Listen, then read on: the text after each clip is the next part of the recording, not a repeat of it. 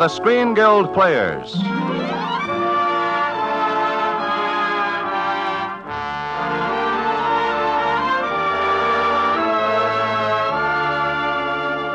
The Screen Guild play tonight, Tennessee Johnson. The starring players. This is Gary Cooper. This is Ruth Huzzy. This is Lionel Barrymore. And this is Ralph Morgan.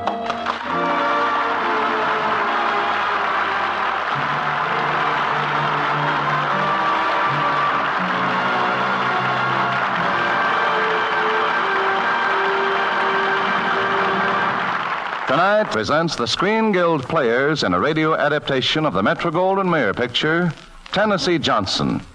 It stars Gary Cooper as Andrew Johnson, Ruth Huzzy as Eliza McArdle, and Lionel Barrymore as Thaddeus Stevens. Our story is told by Ralph Morgan.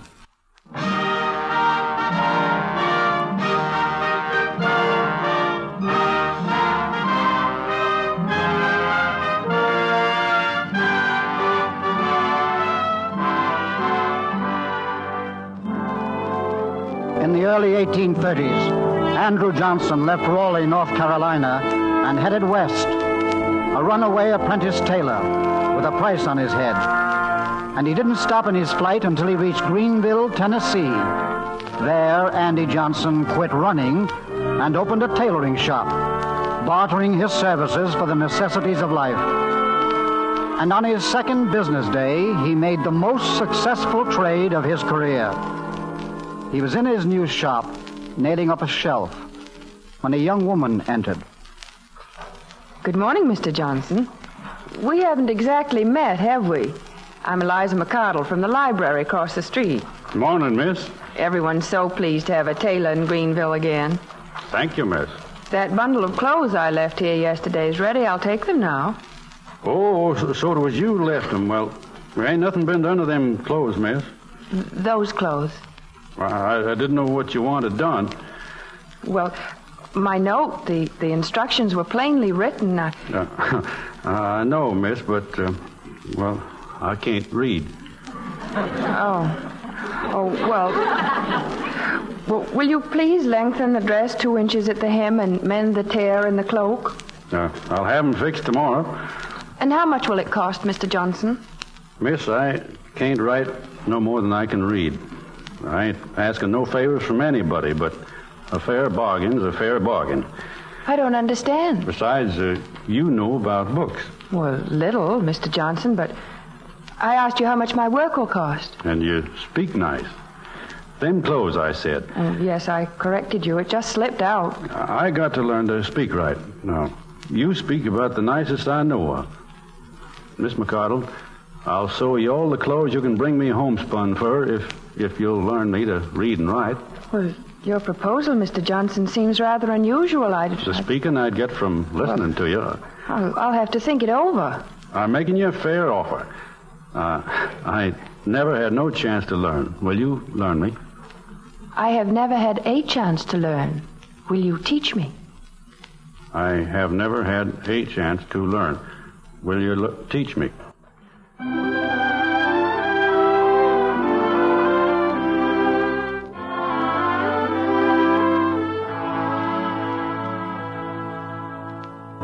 Andrew, you've learned to read almost as well as I. Why do you want to go on with the lessons? For a man like me, there can be a lot of learning in a young woman that ain't in a book lesson. Besides learning to read and write, you've learned to say nice things sometimes. Eliza, there's music inside me that almost drowns out my thinking. But I'm a poor man, and the law says a man without property is a mudsill.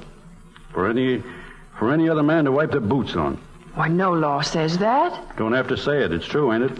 My father was a mudsill, and he died one. Poor white trash. That was him, and that's me. Don't you know we were all mudsills once, Andrew? Come here. Here, read the Declaration of Independence. I've heard that spouted by stump speakers every 4th of July since I can remember. Well, maybe you didn't understand it. Read this part, here. We hold these truths to be self-evident, that all men are created equal. Yeah, fine words, but they ain't true. Go on. that they are endowed by their Creator with certain unalienable rights, that among these are life, liberty, and the pursuit of happiness. Why, man ain't even got the right to vote unless he owns property. And why not make it your business to see that men without property are given the right to vote? My business? Certainly. Oh, you've got a temper, Andrew, but people like you, go out and talk to them, make speeches, stand up for your rights, and theirs too. My people wouldn't listen to me. Oh, I think they would. Anyway, the Constitution says you can try to make them listen. Seems as if I never really understood what the Constitution meant before. I guess plain people can't agitate the way you want me to in them foreign countries. Those foreign countries? No, of course they can't. But the Constitution guarantees me life, liberty, and the pursuit of happiness. All yours, Andrew, for the taking. And it says we, you and I, were created equal. Will you marry me, Eliza? Well, I hoped you'd ask me, Andrew. That's why I made you read it.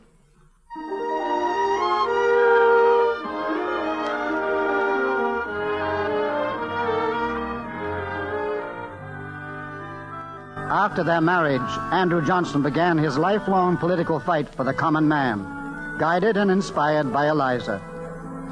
And by the time of the secession, Tennessee had sent Andy to the Senate of the United States. There, he alone of all the Southern senators refused to join the Confederacy. During the war between the states, President Lincoln credited Johnson with having saved the Union by his defense of Tennessee, and was able to force his convention of Northern Republicans to nominate this Southern Democrat as his vice presidential running mate. This was an affront that Pennsylvania's political boss, Thaddeus Stevens, never forgave. I'll run that ex-tailor out of Washington if it's the last thing I do. Shortly after Lincoln's assassination, when Andy Johnson was trying to patch up the torn garment of our Union with malice toward none, with charity for all, Thad Stevens arrived at the White House and called for a showdown. Mr. President, I don't like your namby-pamby attitude toward the South. Well, Stevens, there are a lot of things I don't like about you. And I don't see where either one of us can do much about it. Well, then, maybe I'd better explain. It's up to Congress to make the laws, Mr. President, and it's up to you to execute them. I've come here to get your cooperation for the next 8 years. An offer to buy me with a second term? Oh, is one politician to another? Yes. Rebellion must be punished. Refuse my offer, and Congress, the press, and the money power will be against you. Yes, every power will be against me, except the common people that Abe Lincoln said the Lord must have loved because he made so many of them. You refuse to cooperate in punishing the rebels? I do. And you won't punish them either. Pretty sure of yourself, ain't you, Andy? Yes, I have a power vested in the President by the Constitution that Congress can't touch, Stevens. It's the pardoning power. Huh? Why, you wouldn't dare. Just watch me, Stevens. You got here just in time to see me sign a proclamation pardoning all and restoring full citizenship to all who fought for the lost cause in the war between the states. All? Did you say all? All. Not Jeff Davis. Jeff Davis, too. Lee? Lee as well. Lincoln freed the slaves, and I'm freeing their masters. Jeff Davis set free. Lee not brought to justice. Why, they'll form their armies again. They'll rise again. You really believe that, don't you? I never really thought you did. You know dang well I do. It means a new civil war. These men must die to save this country. You got me licked, Johnson. Withdraw this thing, and I'll quash the impeachment. So I can keep my job. If I let you rig up military tribunals to hang half the decent men in the South. You'll have to kill me first, Stevens. Not at all, Andy. Not at all. I'll get you out by strictly constitutional means. The Constitution provides that if the House of Representatives impeaches the President for high crimes and misdemeanors, the Senate shall try the case and by a 2/3 vote can remove the President from office. I got the votes to do it. But you haven't got the facts to make it stick with the people. I'm dying, Andy. I ain't got time left to fight you. You can't fight me anyway. I hold the high cards. And speaking of cards, did you ever see this one before? I don't know. What is it? It's the card John Wilkes Booth left for you at your hotel a couple of hours before he assassinated Abraham Lincoln. What do you think the people will say to that, Andy?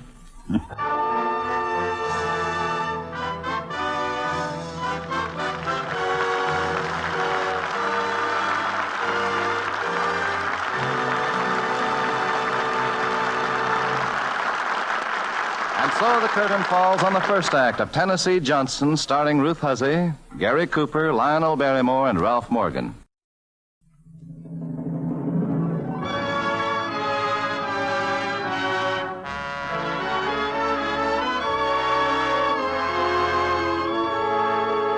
And now the curtain rises on the second act of Tennessee Johnson, starring Gary Cooper as Andrew Johnson, Lionel Barrymore as Thaddeus Stevens, Ruth Huzzy as Andrew's wife, Eliza Johnson, and Ralph Morgan as our narrator. Mr. Morgan continues the story.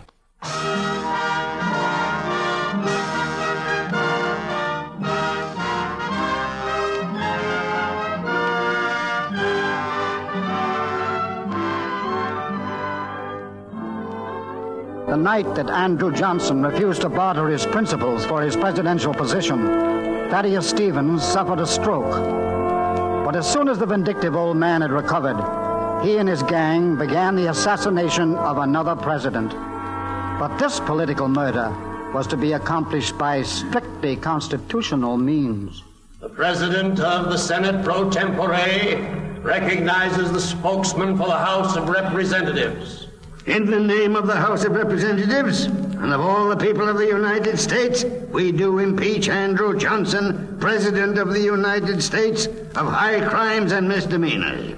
We shall exhibit our articles of impeachment and make them good. In fulfillment of the mandate laid down in Article 1, Section 3 of the Constitution, the Chief Justice of the Supreme Court must preside over the Senate when, as now, this body is called upon to sit as a high court of justice in judgment upon the President of the United States. The Honorable Chief Justice of the United States. The chair recognizes Mr. Stevens. Mr. Chief Justice, as shown by his official acts, messages, speeches of mingled intoxication and rage, from the time when the blood of the martyred and saintly Lincoln was warm on the floor of Ford's Theater, the aim and purpose of Andrew Johnson in office has been to subvert law, usurp authority, insult and outrage Congress. The House of Representatives, by solemn resolution, instructs us, its managers, to demand that the Senate is made mandatory by the... While they're debating my political future in the Senate, why won't you let me be there? What are you thinking of, Eliza? The letters from the people are still coming in, aren't they? The people are for me 10 to 1. Of course they are.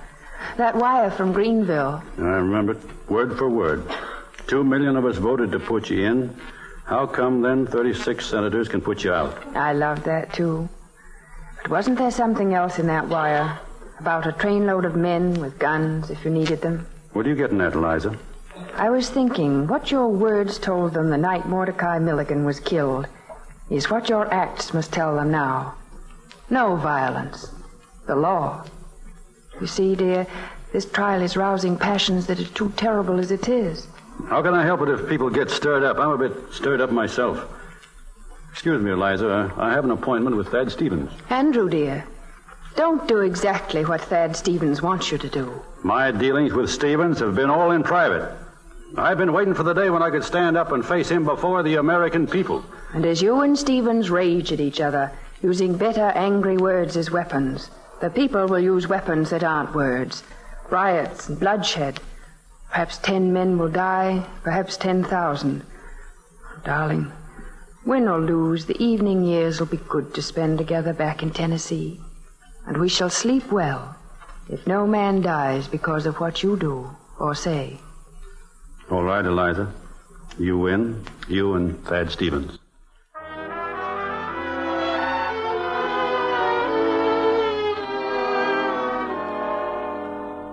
Eliza had been right.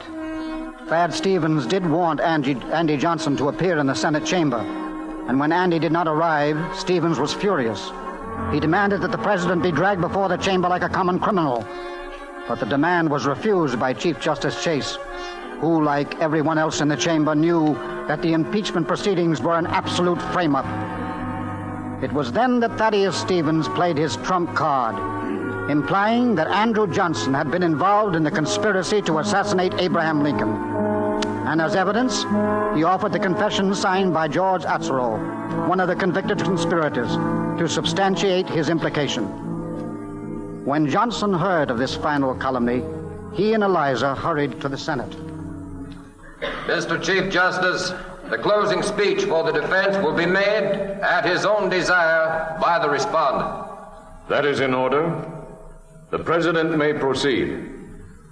Some charges have been made against me of such a nature that not merely the President of the United States, but any honest man should meet them with contempt too deep for words. I hope the history books will record that applause, because much of it comes from senators who are going to vote in a few minutes for my removal from office.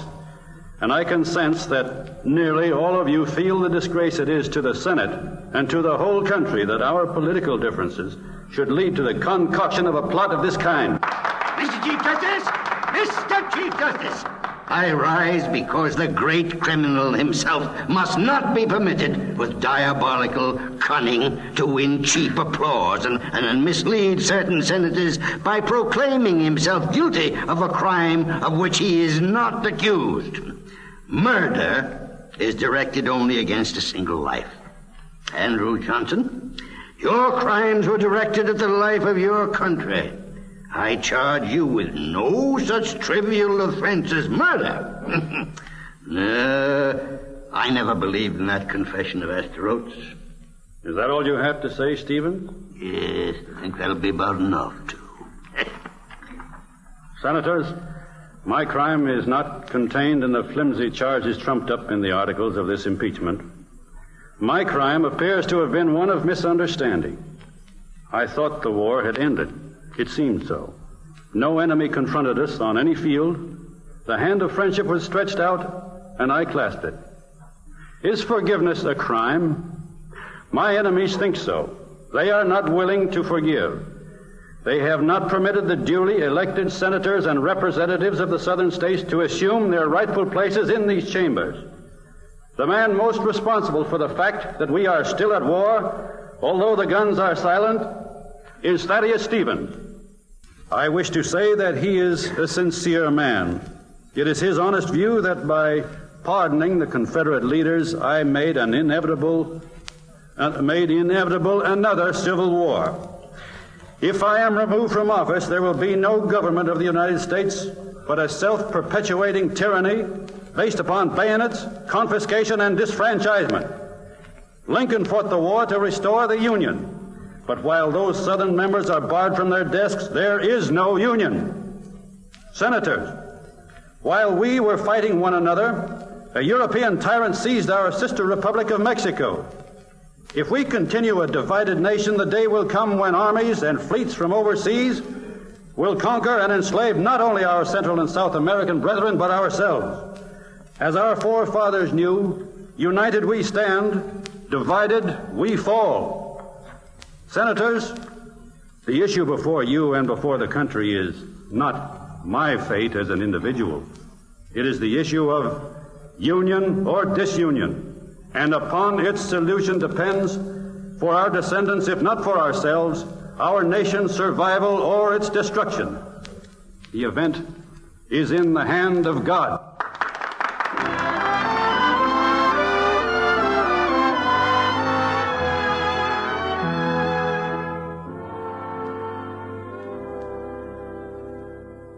Looks like we'll have to go back to Greenville, Eliza. Been thinking about that pretty speech you made me about me resting in our evening years. I ain't going back to rest. I'm going back to fight. I'll start again. Run for sheriff, maybe. And I'll take the stump for you. Who knows? Might even get back my old seat in the Senate. No man's ever started all over again from the bottom after he's been president. But you'll do it, Andrew. You know, I never could do anything without you, Eliza. we'll do it. We must restore to our country what we two found together. Life, liberty. The pursuit of happiness. What is it, Lonsbury? Looks as though it's all over, Mr. President. 35-18, and the only senator who hasn't voted is Stevens' man, Hyler. They need only that one vote to get the 2/3. We have one chance. Hyler suffered a stroke and was carried from the chamber. If Stevens' gang can't revive him in time to vote, well, we won.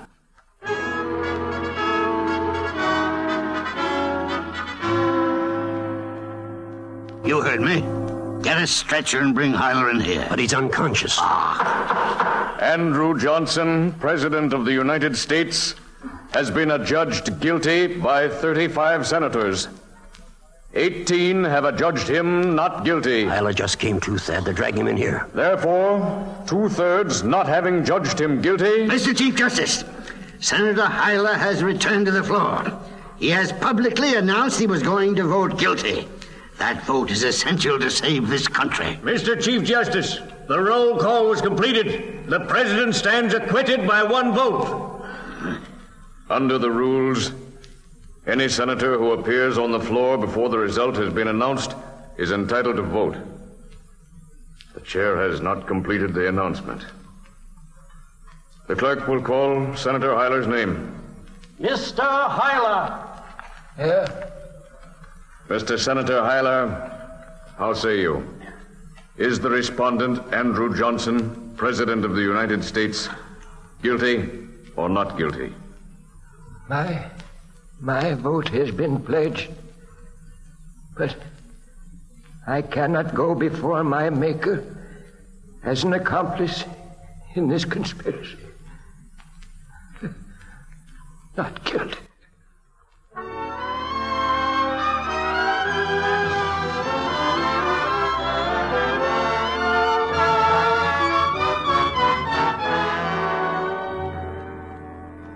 Lincoln said, "To Andrew Johnson, Americans can never pay their debt of gratitude." If nearly 2/3 of the Senate was right in voting the removal of Andrew Johnson as president for high crimes and misdemeanors, then Abraham Lincoln was wrong. History has retried the case, and after 3/4 of a century, we have placed before you history's just and final verdict. Andrew Johnson did not give up his battle to reunite the states when he left the White House. Several years later, he returned to Washington, once again a senator from Tennessee. Before the senator-elect from Tennessee is escorted to the bar to take the oath of office, the chair invites a few words from the only former president to become a member of this body after he left the White House. Mr. President, Senators, when I last occupied this seat in 1861, I was surrounded by empty desks. Now I see that they are no longer vacant. Virginia, the Carolinas, Alabama, Louisiana, and Texas, Mississippi, Florida, Arkansas, and Georgia, you are all back in the fold as Tennessee stands here in your midst. I see, as I greet you who sit here about me, that what Lincoln fought for, lived for, and died for, at long last has come to pass. The union of the states, one and inseparable, now and forever.